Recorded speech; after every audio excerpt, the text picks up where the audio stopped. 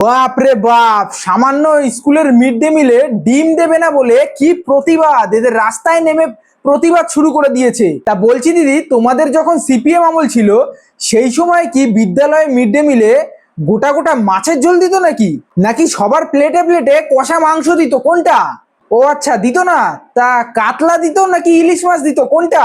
খাসির মাংস দিত নাকি মুরগির মাংস দিত? কোনটা? ও আচ্ছা, কিছুই দিত না। তাহলে দিতটা কি? ওরে বাবা, শুকনো পাউরুটি দিত। তাও নাকি আবার ছাত্রছাত্রীদের বাড়ির থেকে চিনি বয়ে নিয়ে যেতে হতো সেটা খাওয়ার জন্য।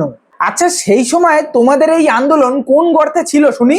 বর্তমান সরকার সামান্য বলেছে যে মিড ডে মিলের দায়িত্ব ইসকনের হাতে তুলে দিয়েছে, এবং যখন ইসকনের হাতে তুলে দিয়েছে তারা নিশ্চয়ই আমিষ খাওয়াবে না, তাই তারা শুধুমাত্র ডিমটাকে বাদ দিয়ে নিরামিষের মধ্যে ভালো ভালো সুস্বাদু খাবার ছাত্রছাত্রীদেরকে দেওয়ার জন্য এই চিন্তাধারায় আছে। সেখানে বর্তমানে কিছু কিছু সেকুলার হিন্দু যারা আর কি ওই নামে সিপিএম করছে, বুঝতে পেরেছো তো?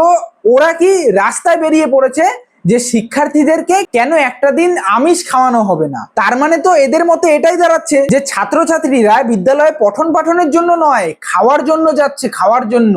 এবং আগেকার সরকারের সময়ে কি যে ডিম দিত আমরা তো জানি, আমি নিজে জানি। ডিম থেকে আষ্টে গন্ধ ছাড়তো, খাওয়ার উপায় ছিল না। সেখানে দাঁড়িয়ে বর্তমান বিজেপি সরকার ইসকনের হাতে খাবারের দায়িত্ব তুলে দিয়েছে বলে ওরে এদের আন্দোলন, ওরে কি প্রতিবাদ!